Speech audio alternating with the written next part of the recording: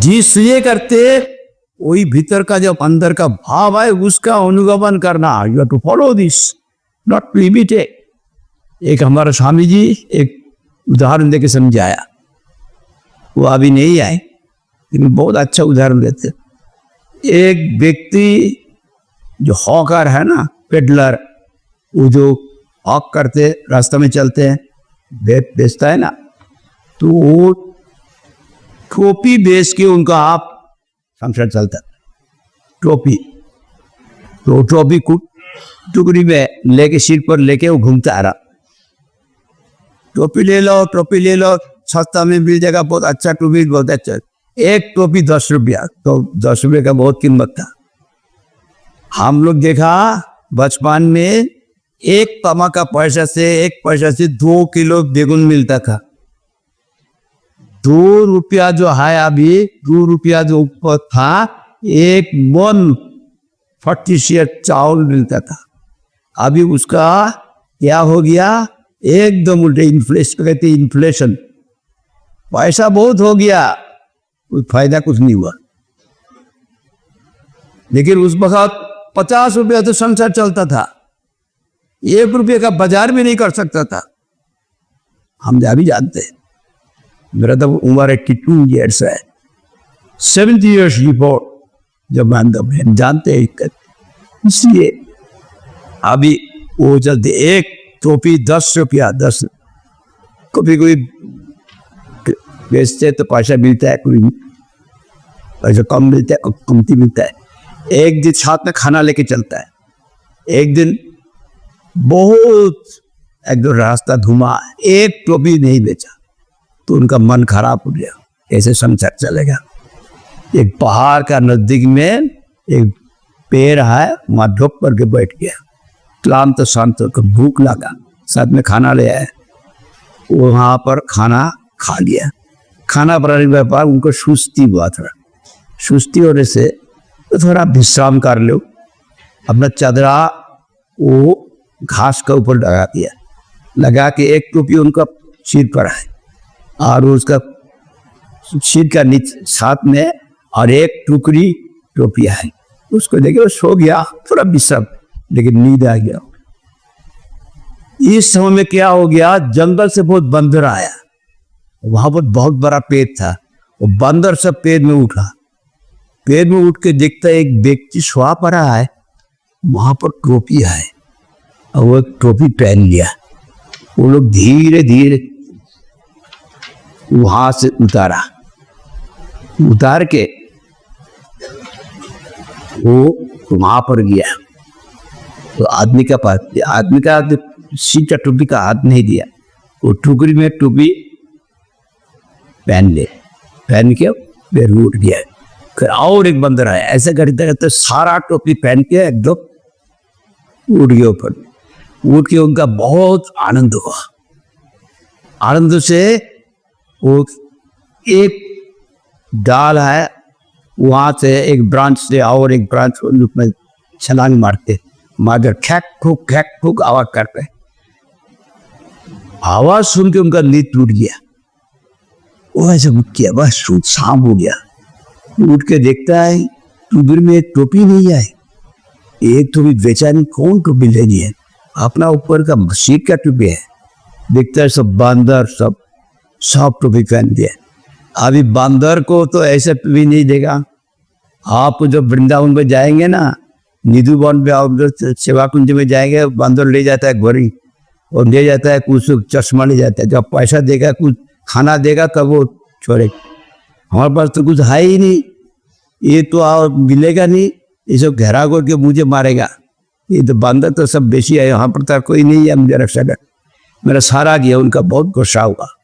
गुस्सा से वो क्या बोला, तुम लोग मेरा सारा ले लिया, मेरा अपना सिर का टोपी क्यों नहीं लिया, ये भी ले ले। उसका ऐसा फेंक दिया, वो लोग भी सिर को फूल के रूम करके फेंक दिया सारा टोपी।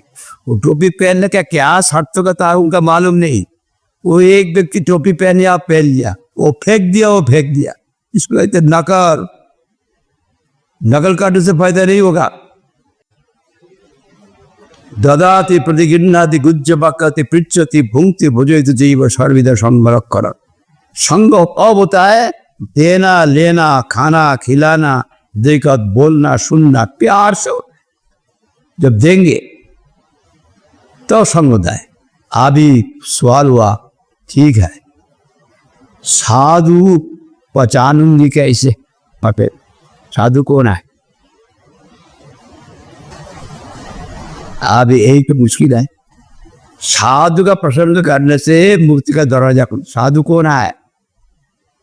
तब कपिल भगवान कहते हैं पहले तटस्थ गुण, जो मूल गुण रहने से, ओरिजिनल क्वालिटी रहने से कॉन्क्यूबिलिटी क्वालिटी आ जाते, उसको कहते तटस्थ। अथवा गौण सेकेंडरी क्वालिटीज, पहले वो सेकेंडरी क्वालिटीज का बारे में बोला, उसका बाद ओरिजिनल क्वालिटी बोला। क्या? कितिकव कारुणिका सुहृद सर्वदेहिना, अजात शत्रु शांत साधु साधु, साधु होंगे सहनशील, क्षमा गुण सम। जरा सी इधर उधर हो गया एकदम गुस्सा, साधु नहीं है। ऐसा हमारा गुरुजी उदाहरण देके समझाया। साधु का अंदर में कोई दुनिया का कामना नहीं है, जिसको रोग जरे से कामात क्रोध में जाए तो प्रदात भवती संभव संवाद श्रुति वंश बुद्धिनाथ बुद्धिनाथ सरस्वती गीता में कहे। ऐसा कामना साधु में नहीं रहते, वो तो साधु नहीं कहते, तान बैलेंस हो जाएगा। इसलिए कहते साधु भगवान के लिए है, भगवान की सेवा के लिए, उनकी प्रीति के लिए है, उनकी प्रीति द्वारा उनमें प्रेम है, उनका सारा जीव पे उनका प्रेम है। जब किसी को मैं प्यार करूंगा, उसको कोई हिस्सा को मेरे हिंसा नहीं कर सकता। प्यार को उनका सारा हिस्सा लेके उसका प्यार को उसका हाथ काट दिया, नाक काट दिया, ऐसा नहीं। जो भगवान के प्यार होता है, भगवान का शक्ति और तमाम जीव में प्यार अपने आप हो जाए, वो किसी को हिंसा करने को उनका प्रवृत्ति नहीं। एक चीवचू को नहीं मार सकता। दूसरा आदमी को बात से छोड़ दीजिए। तो अभी यहाँ पर कहते एक उदाहरण दिया, घृष्टं घृष्टं पुनर्पुन चंदनं चारुगंधम छिन्नं छिन्नं पुनर्पुन स्वादु से वैक्षु खंडम दग्धं दग्धं पुनर्पुन कांचनं कांत रूपम प्रणंत प्रकृति विकृति जाए तो सज्जनाना। एक उदाहरण देके समझाया। चंदन का घर्षण करने से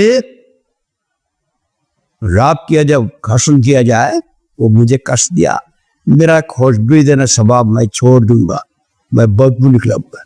चंदन में बदबू है, जितना घर्षण करेगा खुशबू निकलेगा। साधु को जितना अत्याचार करेगा, साधु का स्वभाव विकृत नहीं होता, असाधु का होता है। साधु नाम धैर्य क्या हो सकता, साधु का होता है। इसलिए एक उदाहरण दिया। और गन्ना, गन्ना को जो टुकड़ा टुकड़ा काट दे, मेरा मीठापन सभा को मैं छोड़ दूंगा, छोड़ता है? नहीं छोड़ता है। सोना का आग में जला देने से मुझे जला दिया, मेरा अंदर रूप जो है सुंदर रूप, वो मैं छोड़ दूंगा, गंदा हो जाता है। और साधु का चरित्र का और महिमा प्रकाशित होता है।